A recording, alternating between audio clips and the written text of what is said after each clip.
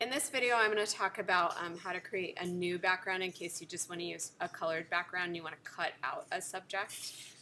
So in this one, you probably just have one image you're working with and you're going to create your own background. So that's what I have here. Okay, the first thing we need to do is in our layers window, double click where it says background. That's going to bring up this new layer screen. It's not really a new layer, but it's a new layer because it's not your original background that's locked. If you want to title it, you can. Like you can title it girl or whatever it is, an object that'll tell you what it is. And then click OK. Okay, you'll see there's now no lock symbol for that background. Okay, the next thing you need to do is to create a new layer. So you're going to go to the top of the screen and go Layer, New Layer. You can name this. So let's say I want to make that background pink. I'll title it Pink. And click OK. Okay, now this is an empty layer. It's also above the picture of my girl, so I'll move it around in a minute. First thing, if I want to make it pink, I'm going to fill it with the color pink. So I'm going to go to Edit, Fill. And then in this option, Menu Contents, if you want it to be a specific color, even if it already said color, click Color again. You also have the options to do black, gray, white, and then you also have some patterns that they have in there. So I'm going to do color. It's going to bring me to the color picker here. In this, I can choose the general color that I want, like if I want red versus pink versus blue. And then I can use my mouse in this larger square to choose the specific shade here that I want. Once I'm happy with the color, I'm going to click OK. And then I'll click OK here. Okay, so now you can see this is blocking this. So if I want the girl on top, I'm going to grab the layer of the girl and drag it above. That's why I had to unlock this layer because I can't move it above if it's locked. Okay, my next step would be to use a selection tool to cut this girl out. So just to review real quick, I mentioned this in the other video, but you have 3 different selection tools you can use here. You have the marquee, which you can use either the rectangular or the elliptical. You have the lasso, which you have 3 options here. You have the freehand lasso, polygonal lasso for things like triangles or other polygonal shapes. And you have the magnetic lasso tool, which clings. The next one, we have the quick selection wand tool, which is probably the best one for things like this. And that's the W key.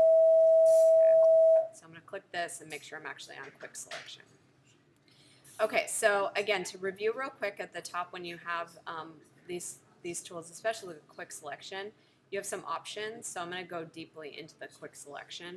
You have the plus and the minus, and then you have the brushes.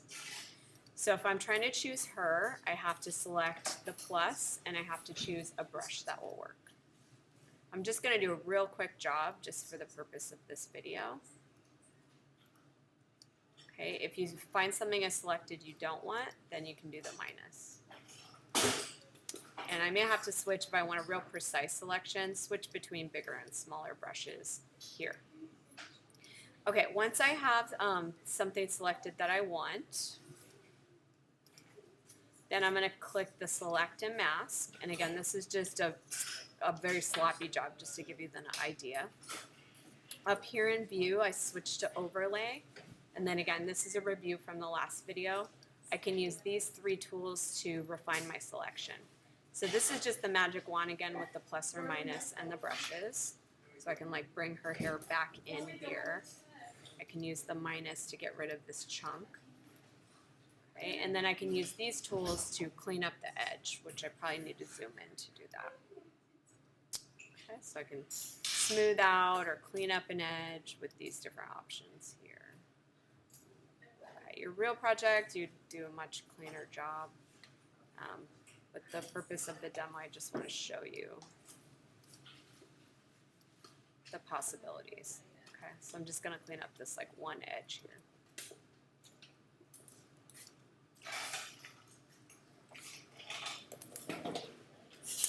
Okay, once you're happy with it, you can zoom back out and then under View, go to On Layers.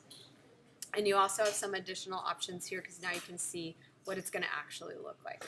You can use under Global Refinements the Smooth to smooth the edge out. You can feather the edge so it doesn't look like, you know, just slapped on there. And you can also increase the contrast of the edge. Okay. Once you have a good, nice looking image, you can go down to Output Settings. And under Output 2, you want to choose New Layer with Layer Mask and click OK. What that's going to do is copy the layer and add that layer mask. And in the next video, I'll talk about how you can use this to further even more refine the edge of your image in case you have some mistakes. This original layer here, you can delete because you don't really need. So if you highlight it and hit the delete key, then you'll just be left with your 2 layers here. Don't forget to save. While you're working, you want to do a save as. You want to make sure it goes into a new folder. I've already saved, so your folder should be called Museum Edited. That's the folder. Make sure it should be Format Photoshop and the Layers box checked. I'm going to also name this something else since I have already done this on a different. Okay. And again, watch the next videos for more things that you can do to clean up the edge and change sizing and stuff like that. And that's it.